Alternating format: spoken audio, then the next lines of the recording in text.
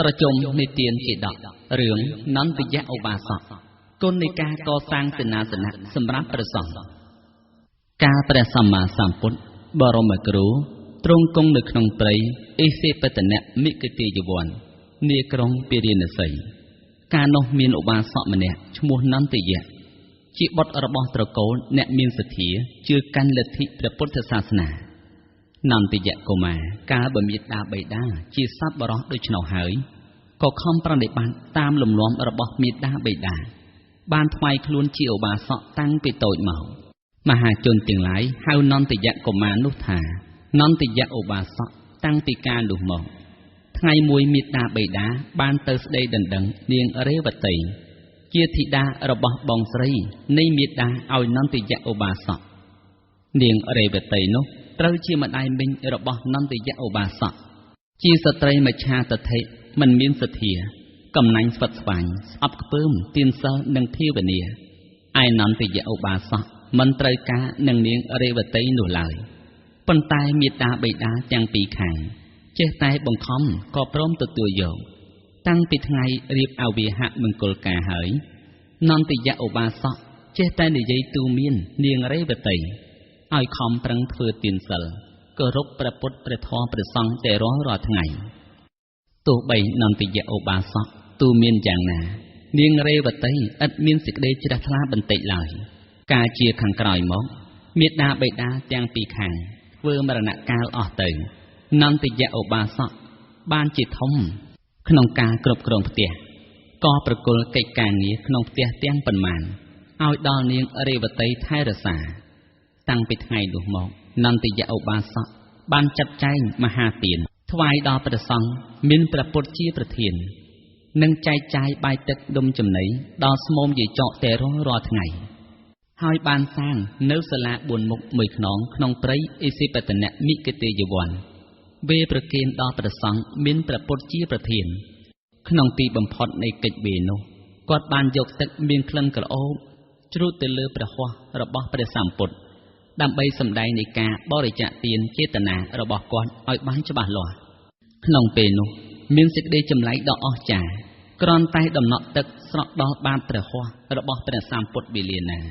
มินประสานมวยดุมปิดดอยไกลปรำเปิลประกาตุ่มหมดับปียุยกำปูดับปรำเปิลยุยเป็นเปรียบได้เครื่องบริคานังใส่เต็บอับซ้อรอบป่อนบานพอกหลังเด็กขนมทานตาวตังตกบำรองคลุนก้อนขนมเวลีนุไงมวยประโมกเลียนบานอิบนตะทานตาวตัง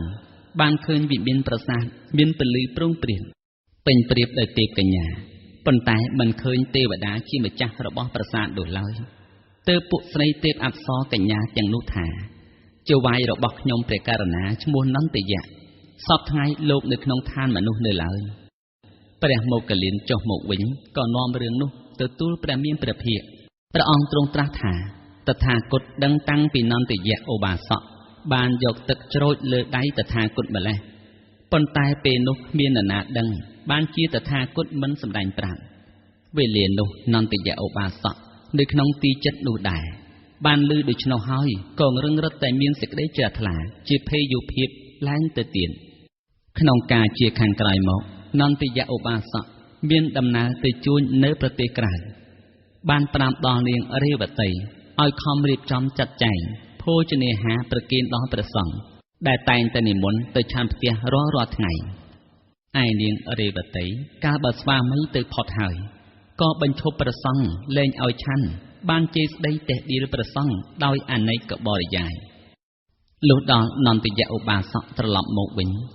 ดังดำนังโดยชนหายก็บันเดงเลี้ยงเรือบัติ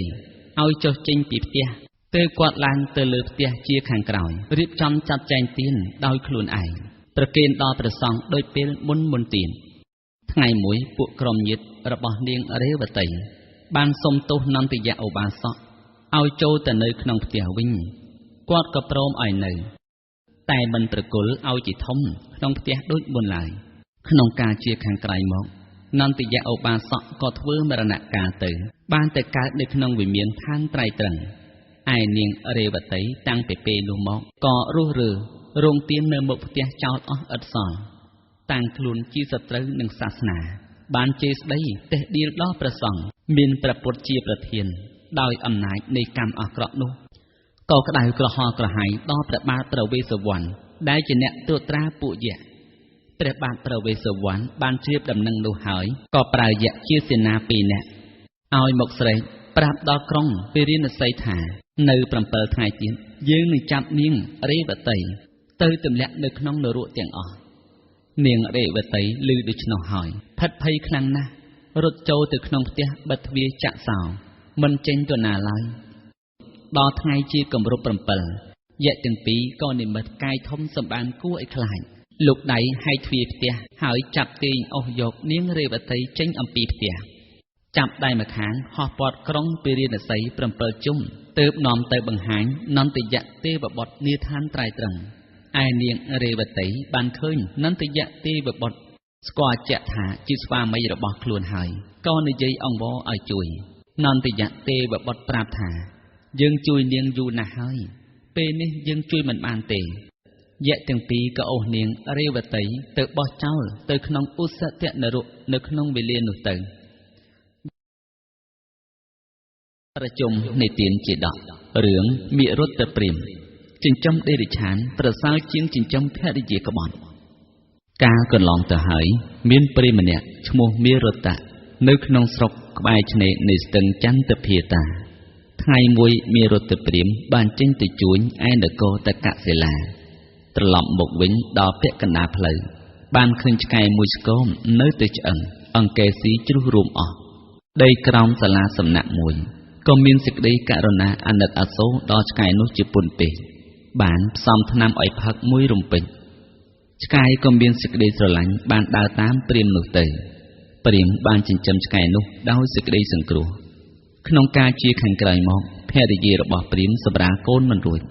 ពេទ្យក៏យកកំបិតទៅកាត់កូននោះជាកំណាត់តូចធំយកចេញមកខាងក្រៅផ្ទៃឯមិរុទ្ធព្រាហ្មណ៍ជាស្វាមីបានឃើញដូច្នោះហើយក៏កើតនៅសេចក្តីសង្វេគនឿយណាយក្នុងការគ្រប់គ្រងផ្ទះបានលាភរិយាទៅបួសជាតាបោះនៅក្នុងព្រៃតែម្នាក់ឯងឯភរិយារបស់មិត្តព្រាហ្មណ៍មិនយូរប៉ុន្មានក៏បែកចិត្តទៅនៅរួមរស់ជាមួយនឹងបុរសដទៃទៀតបានចងគំនុំប្រទុះនឹងព្រាហ្មណ៍ជាប្តីដោយគិតថាមិរុទ្ធព្រាហ្មណ៍នេះមានចិត្តអាក្រក់ណាស់លះបង់ចោលអញរត់ទៅបួសយកសុខតែម្នាក់ឯងឥតគិតគូរដល់អញបន្តិចបន្តួចសោះឡើយគិតដូច្នោះហើយក៏និយាយប្រាប់ស្វាមីប្តីចុងថាបបិទ្ធអ្នកស្វាមីត្រូវតែសម្លាប់មិរុទ្ធព្រាហ្មណ៍កំណាចចោលចេញក្រែងថ្ងៃក្រោយវាត្រឡប់មកវិញឯសត្វឆ្កែបានឮពាក្យរបស់នាងនោះហើយក៏រត់ទៅព្រៃជាមួយនឹងមិរុទ្ធព្រាហ្មណ៍ថ្ងៃមួយបរោះជាប្តីចុងកាន់ធ្នូនឹងបំពង់ព្រួញចូលទៅក្នុងអាស្រមរបស់តាបោះគ្រានោះតាបោះចេញទៅរកផ្លែឈើនិងមើមឈើជាអាហារបាត់ទៅនៅតែឆ្កែដេកចាំអាស្រមឯបរោះនោះកាលបើមិនឃើញតាបោះក្នុងអាស្រមនោះហើយក៏អង្គុយពួនចាំក្បែរគល់ឈើមួយឆ្កែក៏លបចូលទៅខំបន្លោះធ្នូបរោះនោះដាច់ទៅបរោះនោះបានឃើញបន្លោះធ្នូដាច់ក៏ធ្វើឲ្យជាប់វិញឆ្កែលបទៅខំបណ្ដាច់ទៀតអស់វិរៈច្រើនដងលុះដល់តាបោះមកអាស្រមវិញបរោះនោះក៏ចងខ្សែធ្នូជាប់នឹងព្រួញបំរុងនឹងបាញ់ឆ្កែក៏ស្ទុះទៅខំទាញកន្ត្រាក់ឲ្យដាច់ដួលដេកទៅលើផែនដីដរាបដល់ដើរពំរួចលំដាប់នោះតាបោះឮសំឡេងឆ្កែក៏ដើរចូលទៅដោយរស់រានបានឃើញវបការៈដូច្នោះហើយក៏មានសេចក្តីករុណាអាណិតអាសូរបានថែទាំដំបៅបរោះនោះដរាបដល់ជាសះស្បើយហើយបញ្ជូនបរោះនោះឲ្យត្រឡប់ទៅផ្ទះវិញឯតាបោះបាននៅក្នុងព្រៃជាសុខក្សេមក្សាន្តខំចម្រើនឈាននិងអភិញ្ញាឲ្យកើតឡើងដល់អស់អាយុទៅបានទៅកើតនៅក្នុងព្រហ្មលោកប្រជុំនិទានជាដករឿងអ្នកហាបត្តបុត្រសេចក្តីស្រឡាញ់តែងសម្លាប់សត្វលោកកាលកន្លងទៅហើយមានខ្មាន់ប្រកេះម្នាក់នៅក្នុងក្រុងវេសាលីជាអ្នកមានសទ្ធាជ្រះថ្លាក្នុងព្រះពុទ្ធសាសនាបានប្រកបកិច្ចការចិញ្ចឹមជីវិតដោយការកោរកាត់ព្រះកេសារបស់ព្រះមាសុព្រះរាជានិងពួកស្រីស្នំរបស់ព្រះអង្គថ្ងៃមួយខ្មាន់ប្រកេះនោះបានទៅប្រកបកិច្ចការក្នុងរាជនិវេសបាននាំបុត្ររបស់ខ្លួនទៅផងឯបុត្រនោះបានឃើញនាងលច្ចវីរាជកុមារិកាដែលប្រកបដោយការតាក់តែងគ្រឿងអលង្ការមានរូបឆោមសោះល្អប្រឹមប្រិយដូចជាស្រីទេពអប្សរ ក៏កើតមានចិត្តប្រតិព័ទ្ធស្នេហាចំពោះរាជកុមារិកានោះជាពន់ពេកដោយអំណាចនៃកិលេសគ្របសង្កត់លុះត្រឡប់ទៅផ្ទះវិញក៏ដេកអត់បាយក្រហាយទឹកនឹករំពឹងចំពោះតែរូបនាងកុមារិកាទៅប្រាប់ដល់បិតាថាបបិទ្ធបិតាបើខ្ញុំមិនបាននាងលេចឈវីរាជកុមារិកានោះមកធ្វើជាភរិយាទេមុខតែខ្ញុំស្លាប់ក្នុងទីនោះពុំខានបិតាក៏និយាយអង្វរកូនថាមនាលកូនសម្លាញ់ឪពុកអ្នកជាមនុស្សថោកទាបដោយចិត្តនឹងកូនជាកូនរបស់ខ្មាន់ប្រកេះមិនគួរធ្វើនៅឆន្ទរិកៈចំពោះដោយហេតុដែលមិនមែនជាវត្ថុបំណងទេ